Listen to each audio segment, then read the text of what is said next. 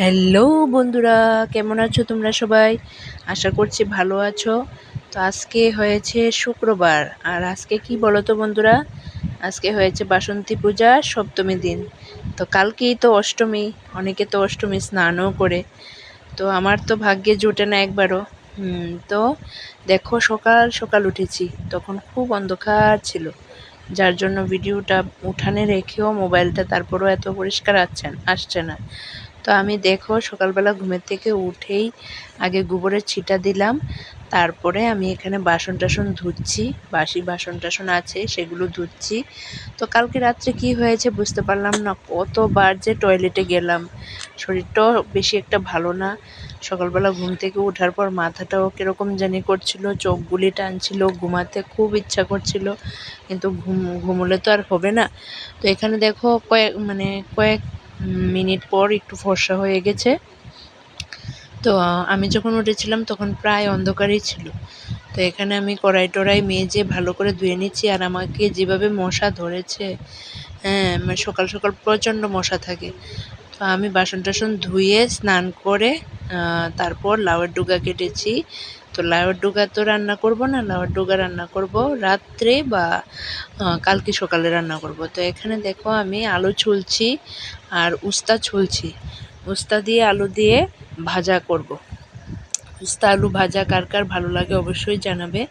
আমার তো ভালোই লাগে, আর এই গরমে আর খাবোই বা কি, উস্তা আলু এসবই তো খাবো। উস্তা, করলা, কাঁকরোল, পটল, এখন তো এগুলোরই সিজন।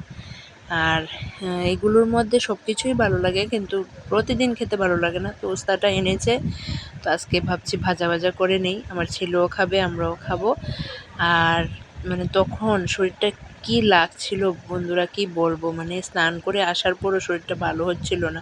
একবার ভাবছিলাম আজকে ছুটি নিয়ে নেব, তারপর ভাবছি শুধু শুধু ছুটি নিয়ে বাড়িতে বসে থেকে লাভ নেই, ছুটি পরেও লাগতে পারে, তার জন্য ছুটিটা আর নেইনি।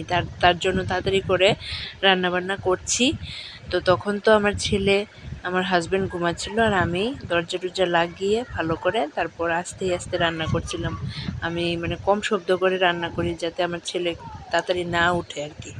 উঠলে তো আর কোনো কাজ করা যাবে না। আর এখানে দেখো আমি আলু উস্তা কেটে এখানে ভাজা বসিয়ে দিয়েছি। আলু উস্তা ভাজা হচ্ছে। আর রান্না করব শসা। শরীরটাও ভালো না, পেটটাও ভালো না, তার জন্য ভাবছি শসা দিয়ে ইলিশ শুটকি রান্না করব।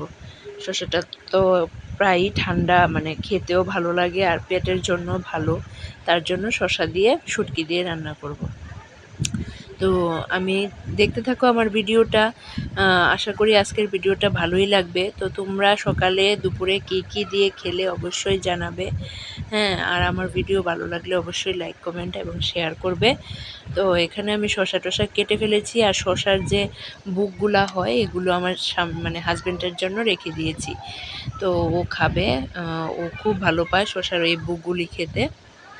ফ্রিজের মধ্যে রেখে দিয়েছি, একটু ঠান্ডা হলে খেতে একটু মজাও লাগবে, লবণ দিয়ে একটু মরিচ মেখে যা লাগবে বন্ধুরা, কি আর বলবো। তো যাক, আমি এখানে তাড়াতাড়ি করে কেটে টেটে এখানে রান্না বসিয়ে দিয়েছি শসার তরকারি। কিছুই দিইনি তরকারিটাতে, এই 2-3টা মরিচ দিয়েছি আর একটু জিরা ধনিয়া দিয়েছি, মাছের ঝোলের মতো রান্না করেছি। আর ইলিশ শুটকি দিয়ে তো যে কোনো তরকারি মানায়, আর কোনো মশলা দিতে লাগে না। তো আমার ভিডিওটা ভালো লাগলে ধন্যবাদ।